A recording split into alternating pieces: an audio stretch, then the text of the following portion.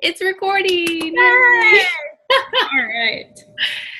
All right. So let's get started. And the questions. All right, Amber. So Yes. first, I want to know really what drew you to Beachbody, like from, who you were really before you became a coach. I mean, what drew you to it? So I have always been really active. I was in sports in high school. I've been running for the last 10 years. So after I had my son, I tried to get back into running. It just wasn't working. I thought that would be the quick way to lose weight, and it just wasn't happening. So I was still on maternity leave, and I went to go visit one of my best friends, and she was just doing a fit club type thing in her living room with moms. And so I joined them because I spent the night at her house. I joined them 2 mornings in a row, and I was like, oh, I'm so sore. This was a good workout. I just need this DVD. And she's like, well, it comes with Shakeology. I'm like, no, just give me the DVD. So it just kind of was this domino effect of I got the DVD, I went to go visit her again, and then I tried Shakeology. And at that point, the workouts were working, but I still wasn't hitting the goal that I wanted. So then when I included the Shakeology, it was within, I don't know, less than 60 days, I hit my goal. And I was like, well, this is awesome. She's like, well, you should be a coach. And I was like, no, I work full time. I'm a new mom. I got plenty going on. Mm-hmm. She's like, well, just give it a try. And so Beachbody had this challenge. And so I just decided to try it, and it just kind of went from there. So I don't know. It was, yeah. So when do you feel like when you finally decided, I'm going to go for it, I'm going to be a coach, when do you feel was there kind of a pivotal moment where you felt this is more than just fitness and health, or have you ever felt in your journey this is, a career for you, or long term? Yeah, when you get to meet people in person, you see them all over Facebook, but when you get to meet your team or your upline in person, and you feel you've just been their long lost sister for ever, that's a really uplifting and cool experience, because it's not, like you said, it's not just about health and fitness. It's this family. And it just gives you a purpose in life that is what I was looking for. My full-time job is boring, sitting behind a computer, but this is so purposeful. And so it gives you that good feeling for yourself, helping others, but yet you feel part of something. Do you now, how long have you been a coach now? For how? 2.5 years. Okay. So do you feel at all you throughout the 2.5 years, you've hit a standstill in your business, or do you feel there's kind of been a moment where you, not an aha moment, but something that made you, want to take the next level or next step to, getting wherever your goals are, in the business? Have you felt at a certain time in your business that, okay, I'm ready to really I don't know, top 10 or whatever your goals are, what has made you feel that you want more out of this, than just the health and fitness side? Yeah, for me, I think it comes down to almost the finance part of it, not in the selfish way, but I'm a big Dave Ramsey budget fan, no debt, and we're building our house right now. And so when I am really putting 110% in the business, I see that on the financial side of it, and I'm just why would I not want to do this? Mm-hmm. You know, like I'm helping people, but yet there's finances like on the other side of it that is even better too. Um, so that kind of makes me want to just dive in even more. Um, I would say the last couple of months have kind of been in a standstill just because people start school and they're just busy with other things. Mm-hmm. So what is your, now that you've been in the business for 2.5 years, what would you say your like ideal like coach on your team, like, kind of like your avatar, like who do you want to represent your team? I want someone who is creative, organized, um, that has goals. You know, like sometimes people join, but they don't really have a goal or purpose in it. So I want them really to think about why they're joining and have this purposeful goal in mind. I don't know. I go back and forth between like the debt thing. Like, you know, some people are like, oh, I can't afford it to buy a challenge pack, which is good. But at the same time, you hear like, then I can't afford to go to Summit. I Mm-hmm. can't afford to order Shakeology this month. And so I kind of go back and forth between like, I want somebody who is decent at budgeting, that like Mm-hmm. they figure out the importance of Shakeology. They know it's important. They're going to figure it out no matter what. Mm-hmm. So I don't really want anybody on my team who's a complainer about they can't afford it. No, that's like, I mean, it's good to know like exactly what you want on your team. Um, so what do you feel like, being able to reach those potential coaches, what do you feel that you bring like as a leader to your team so that you're kind of representing that also in a way? Like, what do you bring? I'm pretty creative, so every month I at least host a free challenge group with some sort of theme, whether it's crock pot or Mm-hmm. salads and soups or whatever. So I feel like I'm pretty creative in that aspect to help them um, bring in clients, because I'm all about a free challenge to see who you are and build that trust with you first. Um, and because I'm pretty decent and smart with like budgeting, that it's nice when you go on trips because I'm trying to figure out the lowest cost possible. Mm-hmm. Yeah. What do you feel as a coach, like what do you feel you've had to overcome? Like well coaching or just in life in general? I guess maybe your personal side, like while you've been coaching, yeah. Well, I've been coaching. So my husband was not like for it. He's like, I don't understand. And he still doesn't quite understand, but a little more supportive. So that was really challenging, like in our marriage, because, well, I was on my phone a lot. Mm-hmm. And it was usually in the evenings when he was home or when I was with my son. And so he would get annoyed by that. So that was really challenging. Like, oh, I should just quit because my husband doesn't want me to do this. He just doesn't think it's right. But I still wanted the discount. So it's like, well, why wouldn't you try? Yeah. So that part was really challenging.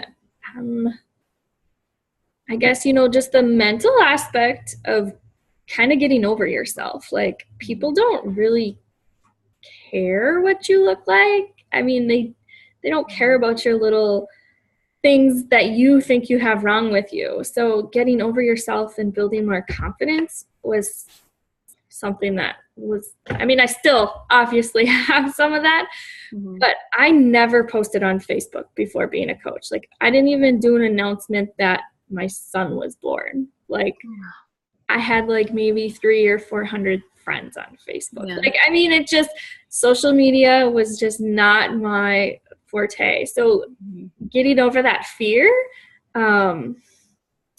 like that you can have other friends on Facebook than people you went to high school with, like random people you don't even know.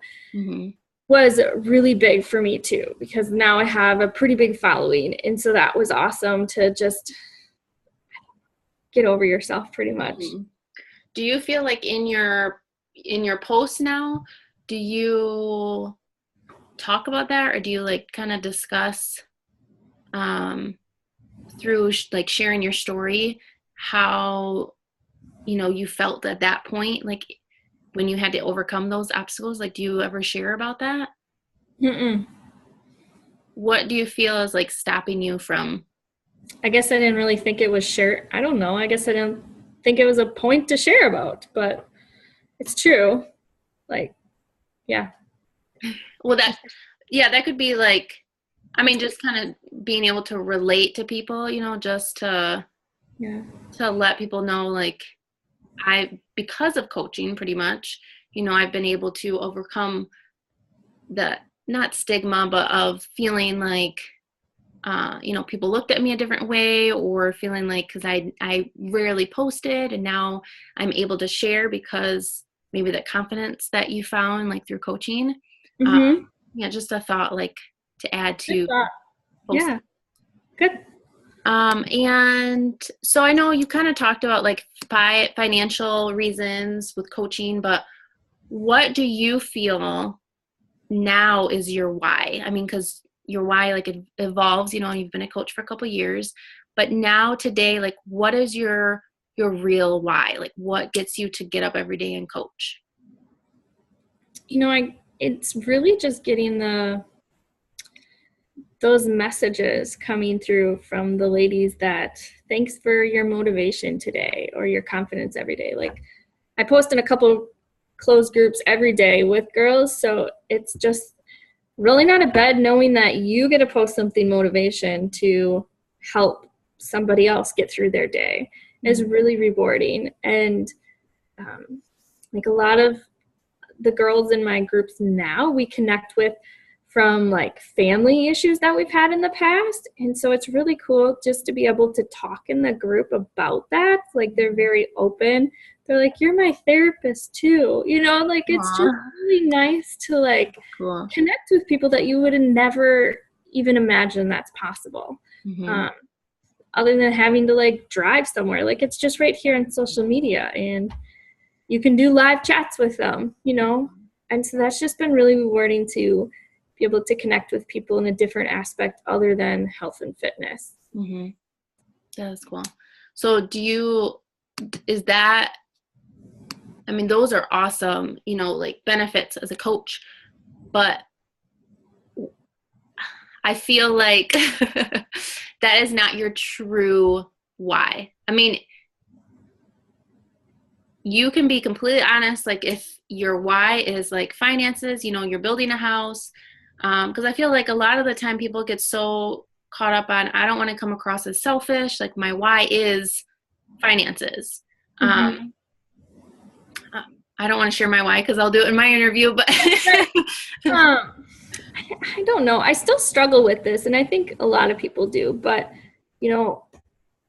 just to be able to know that you're financially stable, to be able to be like, F my full-time job, I'm staying home with the kids, like, my why is, to get our family completely debt-free and to pay off our house. But I also would love that aspect of, it's like my backup plan for my full-time job. Like, I'm not a big fan of it, but if I were to be let go, like, I have a backup plan, and I'm always a person who has to have plan A, B, C. Like, so for me, it just like calms me down, and I don't have as much anxiety over my job. The why is making sure that I have a stable job and that financial part of it to get our family completely debt free. That's a huge why. That's awesome. So with those goals that you have, like financial wise, do you feel right now that you are like on the right direction with it, or do you feel like you could be doing even more? Oh no, I need to be doing more. Don't we all? I feel that way. Right. I just feel like lately I don't know why this does it to me, but like my upline is like all quitting or leaving, and then it just messes with me. Mm-hmm. Oh, well, I don't have anybody to learn from, but of course I do. Like, I just need to reach out and just forget about the upline and like, this is my why, this is my goal, and just keep going for it. But for some reason, like the last like month or two, I'm just like, well, I'll just sit and wait and see what happens and just keep doing my thing. So yeah. Yes, I need to be doing more. Are you, like, what personal development book are you reading right now? I just finished The Go-Giver. Oh, I started. And The Badass. And I'm only on like chapter 1 of, I don't even know because I just started it. Let me check my Audible and I'll tell you.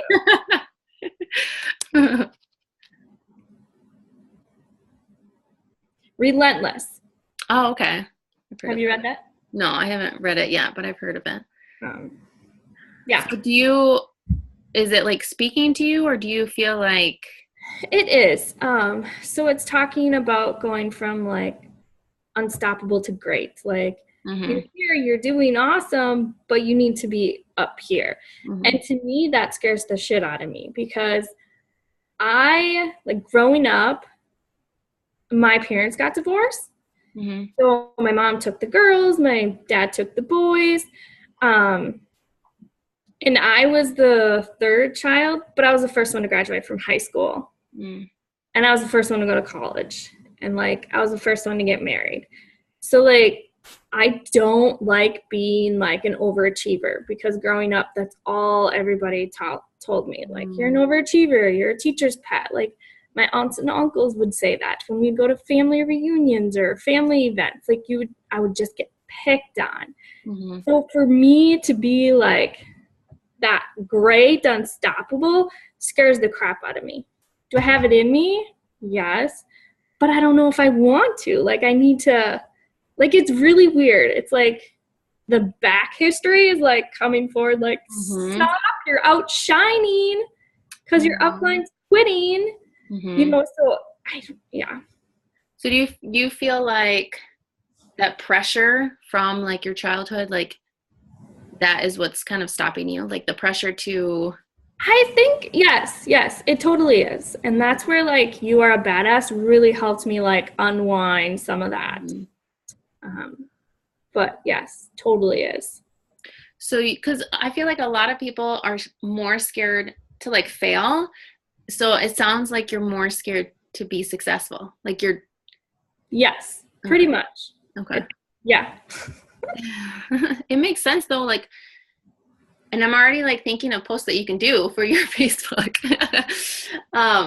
Because I feel like a lot of like, you could relate to a lot of people with the whole, like having that pressure to, you know, just go for what you want when maybe you have other goals than other people have for you, you know, like sometimes you get so caught up on, I need to do this for that person and this for my mom and that, you know, like, and then you just get to the point where you kind of go back in your shell. So that's kind of what it sounds like. Yeah. Okay, very good. Okay, so you seem like a very happy, bubbly person, but what makes you angry? Like, what just gets under your skin? My husband. No.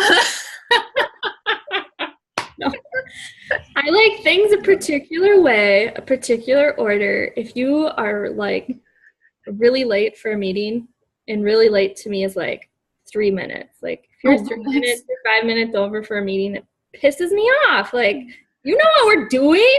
That being said, sometimes that's me. Because my husband is a person, like, if we're on time, he's, like, having anxiety about that. Like, that's really bad. And if we're on time, I'm, like, freaking out because we're late. So, time sensitivity is, like, my thing. Like, I like numbers. Like, pisses me off when people are late. That's so funny. Not funny, but funny. I know. It's so weird. Yeah. Um, what also pisses me off is when people say they can't afford it, but then they go to a movie and Valley Fair and do something like all weekend long or take a flight somewhere, and I'm just like, oh, you can too afford it. You can't afford it. You just posted all these pictures on Facebook. It really irks my brain when people say that. When people kind of give you like the objection, do you then address the objection in your post? Because you could address it without coming across like a B. You could address it to let people know. I haven't done it recently, but I have in the past like a year ago, but I haven't done it recently, no. Because I feel like that would be also a good thing to just like vent and get it out without like specifically yelling at that one person. Because I've done it too before where I'm like, I get so frustrated. I'm like, you told me you don't have money, but I just saw you post shoes and you got your nails done and all this stuff. And then I address it like in an objection, and then it just makes you feel better too. Like, yes. Okay. Yeah, that's good. Let's see. I had another one I totally forgot. So what do you want within the next, I would say 3 months, not even 6 months? Like, what do you want to happen in your business in 3 months? I want to find at least I'm going to find 2 coaches who want the business. Okay. Yeah. What are your plans to reach that goal? Like, do you already have something in place? I had my first free 3-day coach sneak peek. So I invited people that were interested and did some live videos. So that was nice to just kind of, and some of my challengers just wanted to come to hear my story. So cool. Hosting those every month, I think, will be very beneficial for me as a leader and to bring people in. Mm-hmm. So I know we talked about like the career aspect of coaching, but are you like, how passionate are you about your role as a coach? Like, do you see yourself, doing this long term, like because you want to, be financially stable with your family? Just like, do you feel like you're an all-in coach, I do, because I love the workouts and I love the products. And before the workouts at home, I was a gym junkie. But since I was a mom, it's not possible to bring your toddler to the gym, or you drop him off with a bunch of strangers. Well, that's not very nice either. Mm-hmm. So for me, I'm all in because of that aspect. Like, I'm a mom and I'm going to work out at home, and he's going to watch me or he's going to join me. And the products are awesome. So. Mm-hmm. Do you, have you been wanting to post like something like out of your comfort zone, but you're scared to post it? Is there something on your mind? No, I think, yesterday I posted kind of about like the American dream, like how people always say it's finish high school, go to college, get your job, get married, have family. Like, everyone's like, oh yeah, I'm just living the American dream. So I posted something about that the other day. It's those posts that you don't want to hit. Yes. That you're like, you like run away. Yeah. Yes, post it and run. So no, there's nothing I can think of right now. Like, if there's something really heartfelt, I just post it. Mm-hmm. And what do you feel like your specific audience is right now? Like, do you address a lot of moms, or? No, my audience needs work. Because I address like running and mom stuff, so I'm kind of like a mixture, but maybe I just need to set my heart on one. But I would say I do have a lot more moms, and half of them are mostly stay-at-home moms. Do you address like the opportunity? Like, do you talk about the coaching opportunity a lot on your posts? So leading up to my sneak peek, I posted every day, like for 5 days before I started my sneak peek. But other than that, I don't. Is there a reason that you don't, or is it just you don't really think about? Yeah, I don't always think about it. Okay. And then I think, well, if I'm posting about the business, then I can invite them to a sneak peek. Mm-hmm. So you feel like if you don't have anything like a group or an event, then you feel like why? Yeah. To post it. Yes. Okay. Yeah, that makes sense. I do that too. I need to do better at that. Yes. Okay, so one more question. No, I lost it. Do you feel like you hit a goal in your transformation, but do you feel like you are genuinely like sharing and helping other people on your Facebook? Like, are you being genuine with how you're sharing it, or I don't know how to word it. Let me see. I think so. I mean, I don't ever really post about, here's your Shakeology. Yeah. Like I rarely do Shakeology posts, but like sometimes, like my son was sick, I might post about we're getting our superfoods in today, trying to beat the flu or something. So I would say I'm pretty genuine about that. I need to do more transformations on my page. I do that too. Okay, I think that's it. Let's see.